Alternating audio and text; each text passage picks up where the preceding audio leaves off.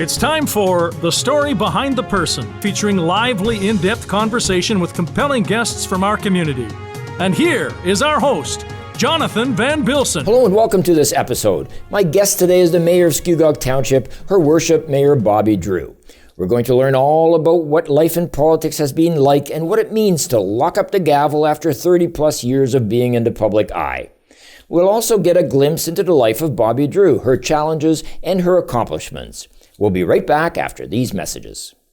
Top care with top stylists. Book your next hair appointment with Port Perry's award-winning hair salon, Rosario Greco Styles. The hair experience you deserve. Book today. Call 905-985-0099.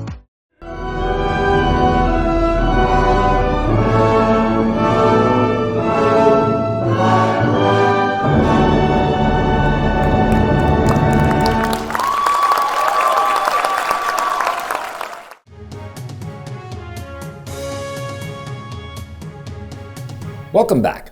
As I mentioned, my guest today is the Mayor of Scugog Township, Her Worship Mayor Bobbie Drew. Mayor Drew, welcome to the show. Thank you, John, and I'm delighted to be here. The last time we met, I think, on the show was when we just started this program, close to 3 years ago now. My goodness, yes. And how things have changed. That was before there was a pandemic. Yes, for sure. So before we get into it, and I wanted to kind of, because it is the story behind the person, I wanted to learn a little bit about you and your background. Before we do that, though, give me a little bit of a 30,000-foot view of what it was like life during a pandemic as mayor of Scugog. What were some of the big noticeable differences? Oh, wow, just working from home all of the time and not having the chance to interact with my fellow councillors and staff and the public. Right. So it was a very challenging time. So let's talk a little bit about Bobbie Drew. So you were raised in the East End of Toronto, and I understand your father worked for the Board of Education. Your mother was involved in the local church, right? Yes, she was, and she did catering as a hobby. Oh, really? Mm-hmm. Well, that's interesting. So I won't ask if one of your part-time jobs was helping with the catering, because I'm sure it would have been, right? Well, yes, I did help with the catering, and I guess that stemmed from when my parents owned a resort restaurant. And they sold it when I was 12, but right. Up near Woodland Beach in Wasaga Beach area. Okay. And I would peel potatoes out in the back 40 and, as a kid, yes. That's good, though. It's a good upbringing to do that sort of thing, I guess. And then in high school, you worked in a convenience store. Oh, yes, for just one summer. Okay. Yeah. You finished school and you got a full-time job in a direct mail firm. Yes, that's right. It was a small firm, and basically just a few people, and I was office manager at the time. And but they sold the company, and it moved to West Toronto, and not driving at that time, it was too far for me to go from east to west. So. And it gave you an opportunity. It gave you an opportunity to travel. Yes, it did actually, because a branch of the company had programs that they sold, and I did sell one, and the boss said to me, if you sell another one of these, he said, I will take you down to the head office down in Waco, Texas. Waco. Waco, Texas. Wow. And I did, and he did. Wonderful. That's the first major trip I ever took. Wow. And by myself, too. Oh, really? Yes. Yeah. Well, that would have been interesting. Quite an experience, yeah. Very impressionable, too, at a younger age, right? I mean, to go to Texas, it's wow. Yeah. That's how it has changed. And then you changed careers and you joined Columbia Records. I did. When the small firm sold and moved out to West Toronto, I got a job at Columbia Records, and again, I was the assistant manager of direct mail advertising. Okay. In those days, you remember they had, similar to the Doubleday book, they had the record club and all of that. Yes, I have lots of record albums still piled up somewhere. And then I was the executive assistant to the vice president of marketing after that. So, okay. Yeah. That's that. If I remember correctly, the ad was something to the effect of 12 records for $1. And then this fine print says that you get 12 records every month for much more than $1. That's right. Something like that. That's I remember that. And then the following year you got married.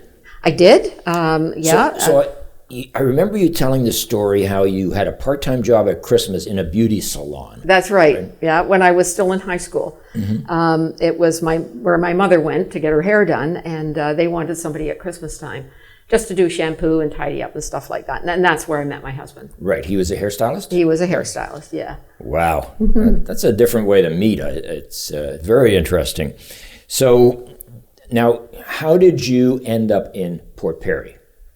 Well, I eventually married Rick, and we started a family shortly afterwards, and we didn't want to bring up our children in Scarborough. Right. We wanted a small town atmosphere, and so we started looking around, and we didn't have so much success, and we were getting a little discouraged. And then my husband remembered that he and his buddy used to come up to Port Perry to fish. Of course. And he said it was quite a nice town. And so I fell in love with it as soon as we drove down Main Street. Yeah. I think all people who come, I know when we first moved to Canada from the Netherlands, we did that too. We'd get in the car and we'd off to Scugog to go fishing. That was like the place to go. It was Frenchman's Bay or Lake Scugog. Those were the two options. Yeah. So it's hard not to fall in love with Port Perry. That's it's a true. Beautiful, beautiful town.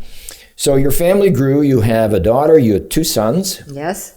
And you lived in a small apartment at the back of the shop, right? Yes, where Piece of Earth is now. And that was where my husband... POE Design. Yeah. Piece of Earth, right. Yeah. And that was my husband's store. Oh, okay. And there was a tiny apartment behind, and it was kind of an L-shaped living room. There was only 1 bedroom, so the L shape was turned into a bedroom for our daughter, and a living room with a oil furnace, a space heater. Oh my gosh! Wow, those were the days, eh? what we do to survive, right? That's right. So I understand too, you were a long-time participant of the Scugog Chamber of Commerce. Yes, my husband got involved with the Chamber of Commerce not long after we moved here. Okay. And then I became involved. I was a stay-at-home mom, but was looking for something to keep myself not occupied, but certainly keep myself engaged with the business world.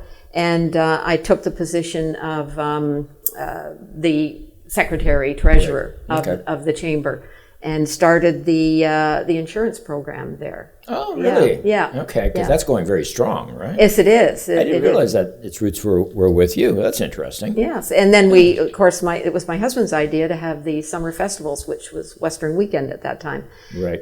He, living in England or growing up in England, he loved cowboys. Of course. And so when the idea came up after the centennial, Port Perry's centennial, he said it was a great event, and we decided as a Chamber of Commerce to continue on with summer festivals. Okay. And he chose the theme Western Weekend because of his love for cowboys. So what did that entail? Because that was before I was in Port Perry. So what did that entail? Oh, it was a great 3-day festival. Okay. There was dances on the street. There was a teenage dance at Latcham Center. A huge event at the arena. Okay. And that was like a headliner. And everybody dressed as cowboys? Yeah, you're supposed to wear a cowboy hat for sure. Wow. And anything else that you had that was cowboy. Right. And there was a superstar contest and booths on the street. All of the service organizations took part and made a little bit of money and helped us out. It was a very great group affair. Was that the one where I've seen some photographs of the bed races down the Queen Street? No, that was different, but that was the chamber ran that too. And it was a fundraiser, yeah. Okay, interesting. I'm sorry I missed that, because that would have been a fun event. I really wish they would bring those Western weekends back. That sounds like so much fun. It was a lot of fun.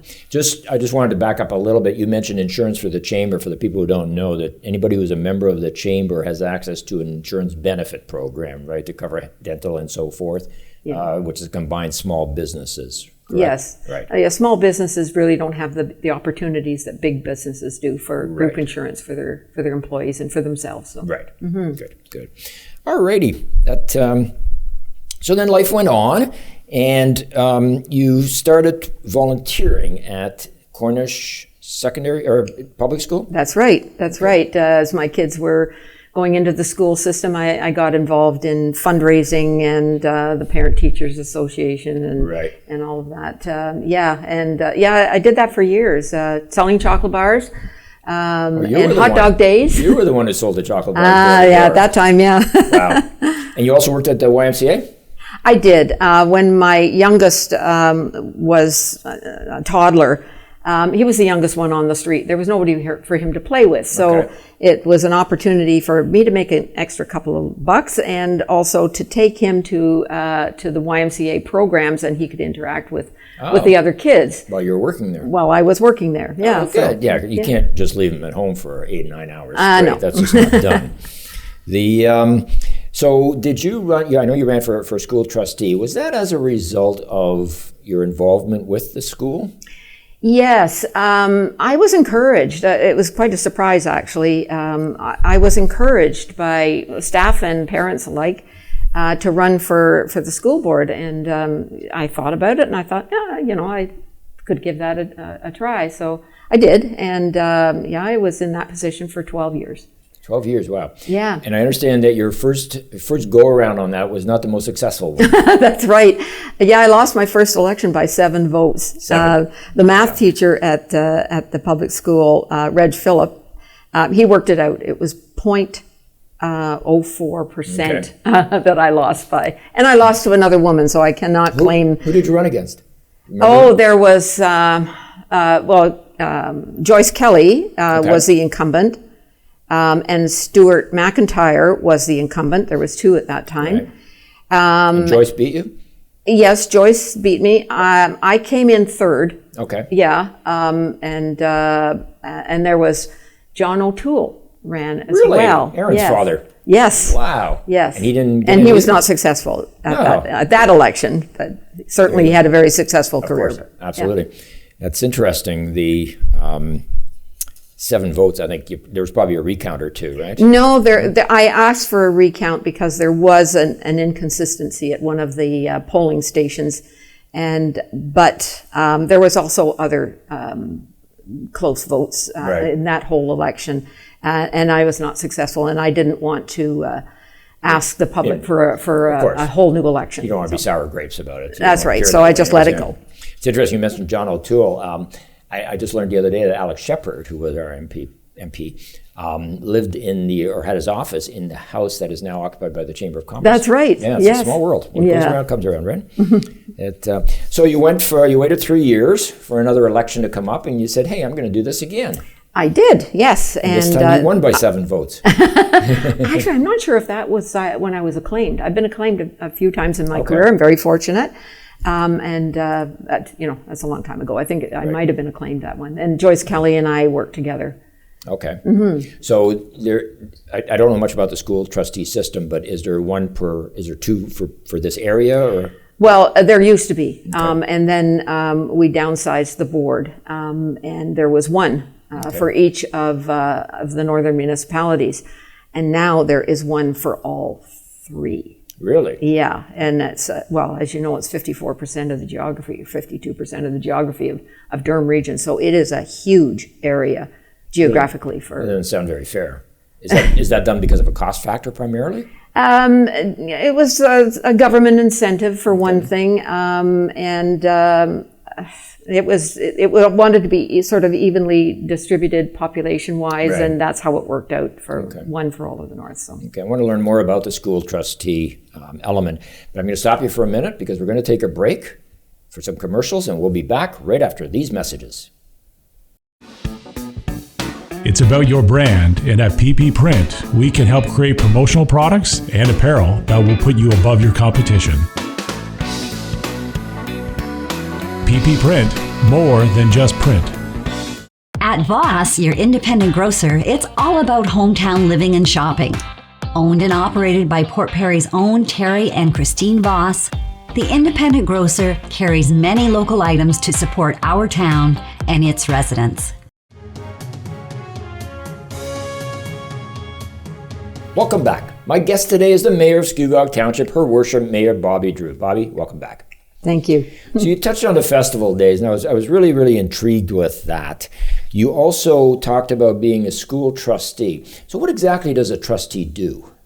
Well, very much the same as a counselor does. We look after the policies and not the procedures, but the policies, the direction, and then the staff follows that direction in reality. So. Does that vary per district, per region, or so forth? Or No, there's overall policies, and then there are things when we're building new schools and things like that, where you have a little bit more hands-on in your own area.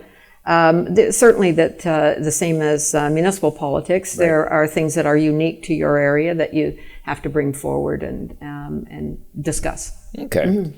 So let's talk a little bit about municipal politics. So in 2003, you've had enough of the trustee, decided I'm going to run for council. Actually, I finished in 2000. Okay. Being a trustee, I chose not to run again. And I ran for municipal politics. I was not successful the first time.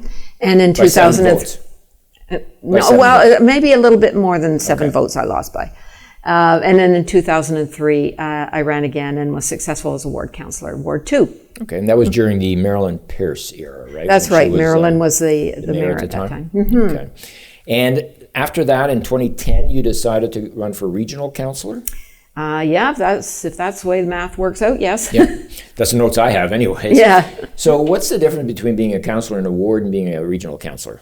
Well, you kind of you allow the ward councillors to look after the ward situations, and as a regional councillor, you sit on regional council, as well as you kind of have the responsibility, as well as the mayor of all of your township, all of Scugog Township. But you don't have a specific ward. You don't have a specific ward. So the regional councillor is then voted in by the entire population. That's great. Okay. That's right. Okay. And was that fun? Yeah, I really enjoyed it. I worked with Chuck Mercier as the mayor the first time, and we were a great team. And yes, I really enjoyed the regional government, and I never thought I would enjoy municipal politics as much as I did being a trustee, but I do. I do very much. I remember you mentioned once a long time ago that the agendas that you have for these regional meetings are like massive. Yeah, they are. The reading time must be amazing. That's the majority of the job that we do as councillors, regional councillors, and mayor is preparation for meetings. And I remember one agenda was 800 pages with the region. That was after, I guess, probably a summer break. And I thought, oh, wow, that is not something that I want to read on the screen. I prefer a paper copy for agendas that big, yeah. I remember I interviewed Marilyn Pierce many, many years ago, and she mentioned that she spends about 40% of her time just reading. That's right. Information, which is great because you certainly get to know everything that's going on, right? And I know you make a difference in the outcome of things, but it's great to be on the inside knowing everything, right? And then that wasn't enough, so you wanted to become mayor. So in 2018, now I'm not going to ask you if you're going to run for provincial or for federal. I won't ask you I'm that. not. Let's get that straight right now. Okay. And you're not, and I'll just throw that in, you are not seeking a re-election for the mayoral. That's correct. Okay. Yeah. Okay. So you ran for mayor in 2018, and was the campaign fun?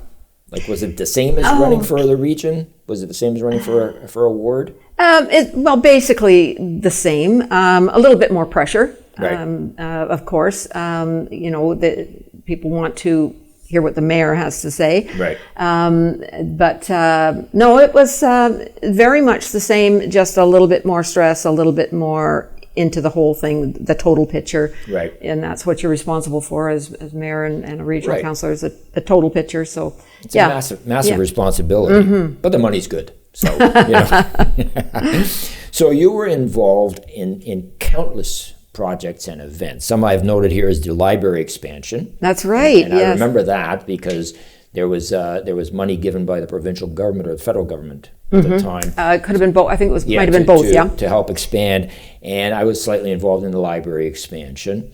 But there was talk, if I'm not mistaken, about moving the library away from the lake somewhere up in the top end of the township or something, and then perhaps developing that. Well, that was actually before I became even a trustee, I think. There was a need for a library expansion, and the present library at the time was across from Foodland. Okay. In that building, that was the former War Memorial Library, but it wasn't big enough, and also the Reflection Park that it is now is actually a floodplain. Right. So there was really no room to expand. So it was quite a controversial subject at the time. But anyway, ultimately it went down to the lake. But even the expansion of the current library, when they were talking about that, they were talking about adding a second floor to it at one there time? was all sorts of ideas that came forward. That was one of many ideas, So was it a good undertaking? Was it a frustrating undertaking to expand the library? Because it's a very integral part of the community, right? It's more than just a place to find books. It was something we paid a lot of attention to. Right. We wanted to get the design right, and I think we were a real winner there. As a matter of fact, the design did win an award. But it was very exciting and very hands-on for everybody involved. Yep. And there was a great community effort. Yeah. Well, it's the beauty of it is it's used by every element of the community. That's right. There are meeting rooms. The library's gone way beyond just borrowing a book. It certainly has. Yes. Which is very, very good to see. So, were you also the traffic circle? Was that your baby too? That was all part of phase one of a waterfront project. So that and some work along the waterfront in Palmer Park. And the broad boardwalk was all part of phase one. Okay. And now here we are years later, and we're looking at a new waterfront project that's going to take place over the next number of years. Are you going to expand the library again? I don't think so, but you never know. The traffic circle is going to stay. The traffic circle is going to stay. When that traffic circle was built, I'll never forget this because I love traffic circles. I'm European, so it's a way of life, right? There was a picture on one of the papers, a front page, of about 14 different signs telling people which way to go, and there was a car going the opposite direction. I always remember that. That was so funny, so funny. So you also dealt with the sale of hydro. Now this I'm not overly familiar with. So was that a township? Yeah, it used to be Scugog Hydro, and this is the first term that I was on council. Okay. So this is way back in 2003 to 2006, and the government wanted amalgamations, and so the first step was that Whitby was kind of taking over from that, and then we eventually sold it, and that money is in a fund, a reserve, and we use it for different things that we're working on. Unexpected things, I imagine. Unexpected things, and maybe some planned things too that that would be a good, like the LED lighting. We borrowed from that for that. And when you say we borrowed, so the money's sitting in it belongs to the town. It's sitting in the bank account for the town, but that money is lent to the township for. Yeah, we basically pay it back. Yeah, right.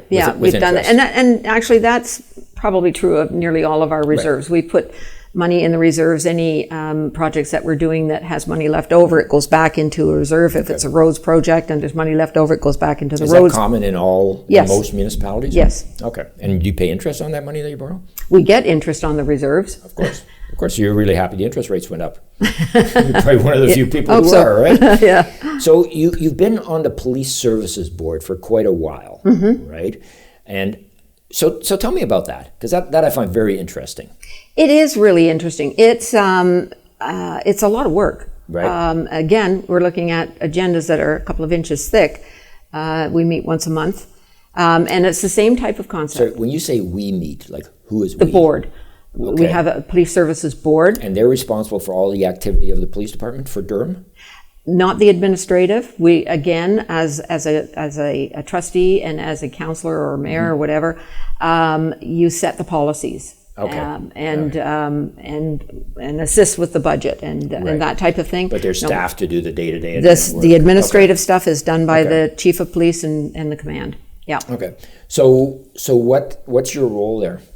Right now, I'm the chair, right. And I was last year, and fortunately was reelected this year for chair. What sort of policies, would you be involved in making? What type of, just give me an example of one. Well, okay, for instance, the body-worn cameras. Okay. So a policy was written up, draft policy, and then we eventually passed it, and the rollout of that, how that can work. Right. So that's one.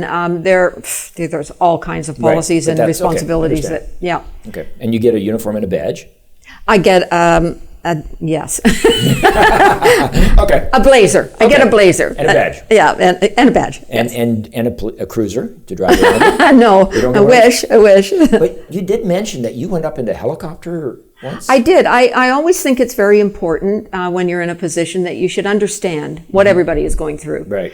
I did that as a trustee. Okay. I held every position, secretary, EA, and all of that. And so that I walked in their shoes. And I feel it's the same with the police. So I've been up in the helicopter. I've toured all of the facilities. Right. I've been on a ride-along.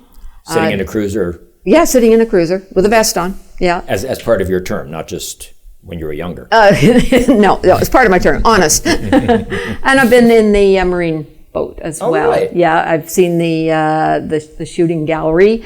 Yeah, it's. What's that? Well, that's where they do their targeting. Oh, okay. Target. Okay. Yeah. That's interesting. It sounds very interesting. You also like to sing. You're in the choral society for Scugog. Oh, I was in the choral society for many years. Yes, I loved it. My whole family was involved. Okay. I won't ask you to sing now. Thank you. Only because you may ask me to And your join. listeners will thank you. So you're not going to seek re-election. No. And can I be personal and ask what the reason for that is? It's time. I've been 31 years in elected positions. Mm-hmm. And I want to see if there's a life beyond politics. I want to explore the world. I haven't had a holiday for quite a while. Right. And I'm looking at maybe an extended holiday for, maybe 3 weeks. Oh my gosh, no, not 3 weeks. Yeah, that where are you going to go? Any places in mind? Yeah, I've got my heart set on a river cruise. Oh, and in Europe? Yeah. Because the Nonquan does some beautiful cruises. Well, that's where I may end up going, on the Canoe the Nonquan contest. But yeah. That's great. Well, unfortunately, Madam Mayor, our time is up. It's been great chatting with you. I mean, there's so much information. We could talk for quite a while to come. So we certainly have a much better appreciation of politics, especially on a municipal level. So thank you very much. And also thanks to you for watching. Please join us every month to find out the story behind the person right here on Rogers TV.